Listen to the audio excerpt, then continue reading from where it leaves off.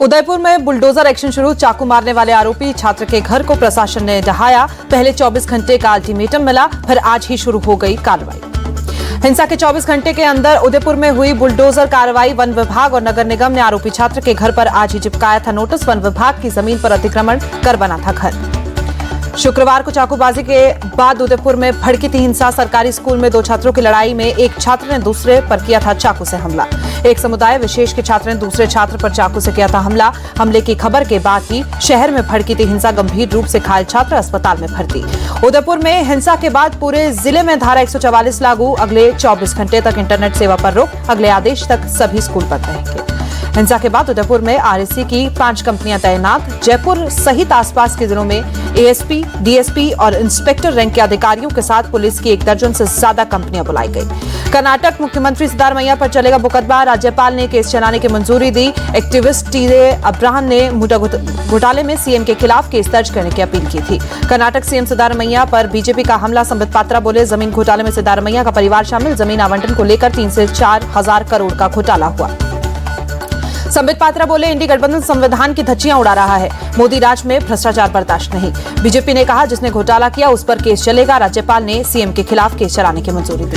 कर्नाटक राज्यपाल की मंजूरी को हाईकोर्ट ने चुनौती देगी। राज्य सरकार सोमवार को दाखिल करेगी याचिका। कर्नाटक सीएम पर केस चलाने पर राज्यपाल की मंजूरी मिलने पर बोले deputy CM DK Shivakumar, party और पूरी कैबिनेट सीएम के साथ है। हम कानूनी और राजनीति दोनों तरीकों से लड़ाई लड़ेंगे। अंबेडकर नगर में बोले सीएम योगी, हमारी सरकार ने कानून व्यवस्था का मॉडल स्थापित किया। पहले यूपी में दंगे होते थे, अराजकता और गुंडागर्दी होती थी। योगी बोले, युवाओं के भविष्य के साथ खिलवाड़ नहीं होने देंगे। पहले भर्ती निकलती थी तो चाचा भतीजा वसूली के लिए निकल पड़ते थे। आजमगढ़ में सपा के कार्यक्रम में हंगामा। सांसद धर्मेंद्र यादव की मौजूदगी में विधायक को बोलने से रोका गया। एमएलए नफीस अहमद बोले, मुसलमान हूं इसलिए बोलने नहीं दिया गया। Video viral. उपचुनाव को लेकर बोले अखिलेश यादव, जनता उपचुनाव में पीटीए को जिताएगी। पार्टी ऐतिहासिक जीत हासिल करेगी। चुनाव को लेकर बोले हरियाणा के पूर्व मुख्यमंत्री भूपेंद्र हुड्डा, हमारी पूरी तैयारी है। कांग्रेस की सरकार बन रही है, जल्द ही हम पार्टी का घोषणा पत्र जारी करेंगे। हरियाणा चुनाव को लेकर बोले कांग्रेस नेता रणदीप सुरजेवाला, बीजेपी ने हर वर्ग को ठगा है। 1 अक्टूबर को जनता बीजेपी के अंत की शुरुआत करने जा रही है। चुनाव की घोषणा नहीं होने पर बोले शरद पवार, पीएम एक देश एक चुनाव की बात करते हैं। दूसरी तरफ 2 राज्यों में ही चुनाव घोषित किए। झारखंड, महाराष्ट्र में चुनाव का ऐलान क्यों नहीं हुआ? चुनाव की घोषणा नहीं होने पर बोले महाराष्ट्र कांग्रेस नेता विजय वडेट्टीवार, महाराष्ट्र सरकार को हार का डर दिख रहा है, इसलिए चुनाव आगे बढ़ाया। जनता ने चोर डाकुओं की सरकार को हटाने का मन बनाया। चुनाव की घोषणा नहीं होने पर बोले संजय राउत, महाराष्ट्र में ये लोग हारने वाले हैं, इसलिए चुनाव आगे बढ़ाया। राउत बोले, ये लोग एक साथ 4 राज्यों में चुनाव नहीं करवा सकते और 1 नेशन 1 इलेक्शन की बात करते हैं। महंत रामगिरी की विवादित टिप्पणी को लेकर बवाल। संभाजी नगर में मुस्लिम समुदाय ने चक्का जाम किया। जुम्मे की नमाज के बाद हाईवे जाम किया गया। महंत पर कार्रवाई की मांग की गई। महंत रामगिरी के समर्थन में आए सीएम शिंदे बोले, कोई संतों के बाल को भी छूने की हिम्मत ना करे। एकनाथ शिंदे ने महंत रामगिरी के कार्यक्रम में हिस्सा लिया। कहा, सरकार का काम संतों के आशीर्वाद से चल रहा है। कानपुर के पास देर रात हुए साबरमती एक्सप्रेस वे ट्रेन हादसे में साजिश की आशंका। ट्रैक के पास मिला पटरी के हिस्से जैसा दिखने वाला लोहे का टुकड़ा। रेल मंत्री अश्विनी वैष्णव ने ट्वीट कर किसी चीज से टकराकर ट्रेन की पटरी के उतरने की जानकारी दी। आईबी और यूपी पुलिस को सौंपी गई जांच की जिम्मेदारी। साबरमती एक्सप्रेस के ड्राइवर के मुताबिक किसी बोल्डर से टकराने के बाद इंजन के केटल कार्ड को नुकसान पहुंचा। वाराणसी से अहमदाबाद जा रही थी ट्रेन। कानपुर ट्रेन हादसे पर बोले एडीएम राकेश वर्मा, 22 बोगियां पटरी से उतरी हैं, कोई घायल नहीं हुआ है। यात्रियों को बसों से उनके गंतव्य तक भेजा गया। आरजीकर मेडिकल कॉलेज के पूर्व प्रिंसिपल संदीप घोष से सीबीआई की आज भी पूछताछ जारी। कल संदीप घोष से 15 घंटे तक पूछताछ हुई थी। देश भर के प्रमुख सरकारी अस्पताल को डॉक्टरों और नर्सों की 48 घंटे की हड़ताल। ओपीडी सेवाएं बाधित, इमरजेंसी सर्विस जारी रहेगी। आईएमए ने केंद्र सरकार से तुरंत सेंट्रल प्रोटेक्शन एक्ट लागू करने की मांग की है। डॉक्टर और स्टाफ की सुरक्षा के लिए अस्पतालों को सेफ जोन घोषित किया जाए। आईएमए ने आरजीकर अस्पताल में रेप और मर्डर के आरोपी को कड़ी से कड़ी सजा देने की मांग की। पीड़ित परिवार को उचित मुआवजा दिए जाने की अपील। कोलकाता में 8वें दिन भी आरजीकर अस्पताल की ओपीडी सेवाएं बंद। लगातार प्रदर्शन कर रहे हैं डॉक्टर्स। कोलकाता रेप केस को लेकर देश भर में प्रदर्शन। दिल्ली के आरएमएल अस्पताल में डॉक्टरों ने भी विरोध प्रदर्शन किया। दिल्ली एम्स के डॉक्टरों ने निकाली rally. Kolkata rape murder case को लेकर विरोध जताया गया। मुंबई के जेजे अस्पताल के डॉक्टरों का भी प्रदर्शन। कोलकाता की घटना को लेकर विरोध जताया गया। डॉक्टरों की हड़ताल से मरीजों की मुसीबतें बढ़ी। जयपुर में इलाज के लिए परेशान हो रहे हैं मरीज। गुजरात के अहमदाबाद में आरजीकर मेडिकल कॉलेज में हुई घटना को लेकर विरोध। अहमदाबाद के जेजी कॉलेज के डॉक्टरों ने प्रदर्शन किया।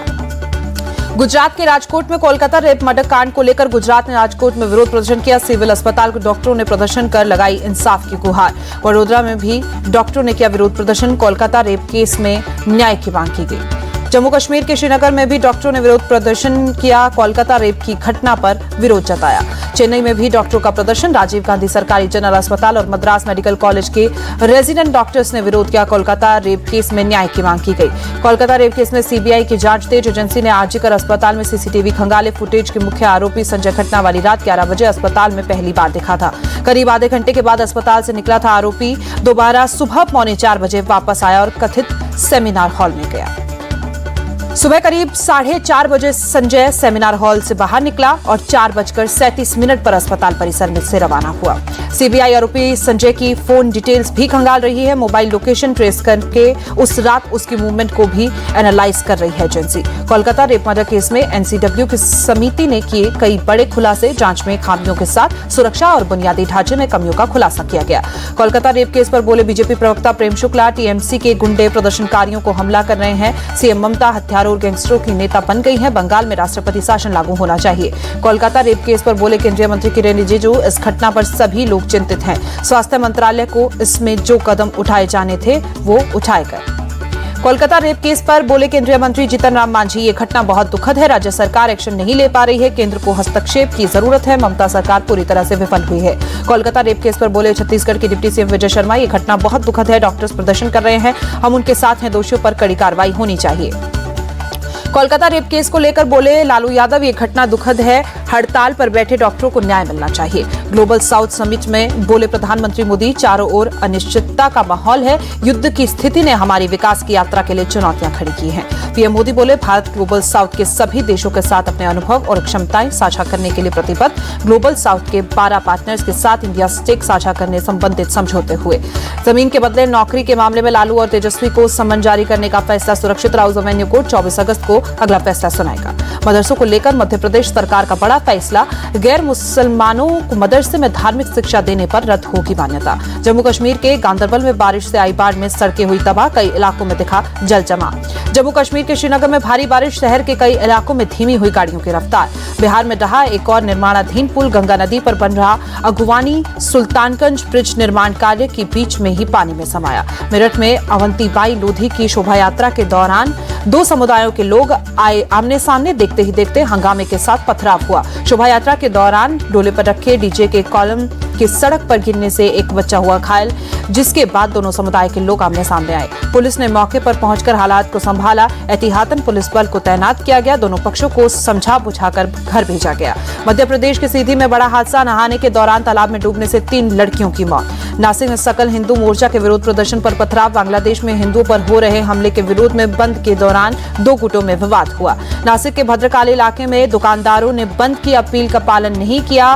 विवाद बढ़ने पर एक गुट ने प्रदर्शनकारियों पर पथराव और गाड़ियों में तोड़फोड़ की। भद्रकाली इलाके में भारी तादाद में पुलिस बल तैनात। पूरे इलाके में की जा रही है गश्त। हैदराबाद में एसओटी की टीम ने 4 करोड़ से ज्यादा की ड्रग्स बरामद की। 8 तस्करों को भी गिरफ्तार किया गया। मध्य प्रदेश के बुरहानपुर इलाके में एक होटल में आग लगी। मौके पर पहुंची फायर ब्रिगेड ने आग पर काबू पाया।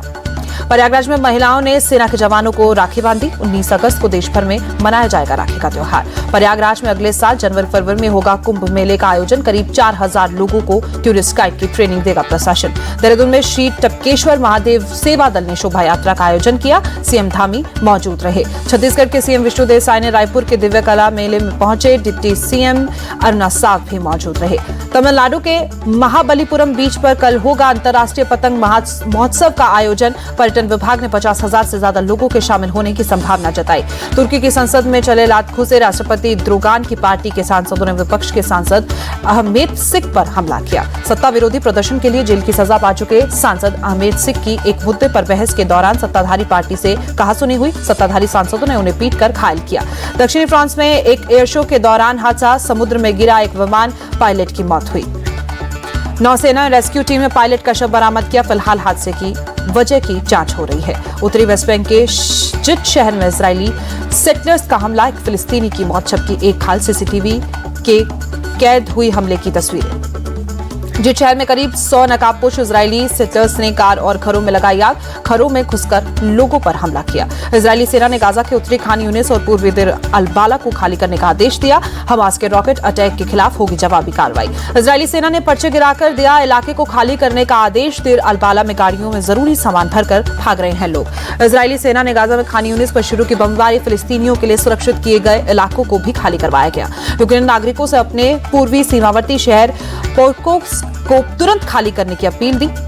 रूसी सेना के पलटवार की आशंका जताई गई। यूक्रेनी राष्ट्रपति जेलेंस्की ने सेना प्रमुख सिर्स्की के साथ वर्चुअल बैठक की। सेना प्रमुख ने रूसी क्षेत्रों में यूक्रेनी सेना की लगातार कामयाबी की जानकारी दी। पुर्तगाल में लिस्बन एयरपोर्ट के पास लगी भीषण आग, एक कार पार्किंग में आग लगने के बाद आसमान में काला धुआं छाया। तुर्की में इज़मीर के जंगलों में आग हुई बेकाबू, हेलीकॉप्टर और हवाई जहाज की मदद से आग बुझाने की कोशिश जारी।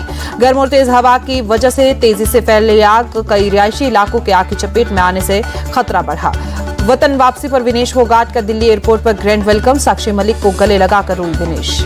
एयरपोर्ट पर स्वागत के लिए बड़ी संख्या में पहुंचे समर्थक। कांग्रेस सांसद दीपेंद्र हुड्डा ने भी एयरपोर्ट पर विनेश का स्वागत किया। एयरपोर्ट के बाहर विनेश के समर्थकों ने नारे लगाए। विनेश की मां बोली, मेरी बेटी चैंपियन है, देश ने उसे स्वर्ण पदक से भी ज्यादा सम्मान दिया है। रेसलर विनेश फोगाट ने कहा, पूरे देशवासियों का बहुत बहुत धन्यवाद, मैं बहुत भाग्यशाली हूँ। पहलवान साक्षी मलिक बोले, विनेश फोगाट को ज्यादा से ज्यादा सम्मान मिले, भारत सरकार ने उनके मेडल के लिए पूरी मदद की थी। विनेश फोगाट के जोरदार स्वागत पर बोले पहलवान बजरंग पुनिया, कहा देशवासी विनेश को जबरदस्त प्यार दे रहे हैं। पेरिस ओलंपिक में कुश्ती के फाइनल में पहुंची थी विनेश, 100 ग्राम वेट ज्यादा होने की वजह से डिस्क्वालीफाई हुई थी।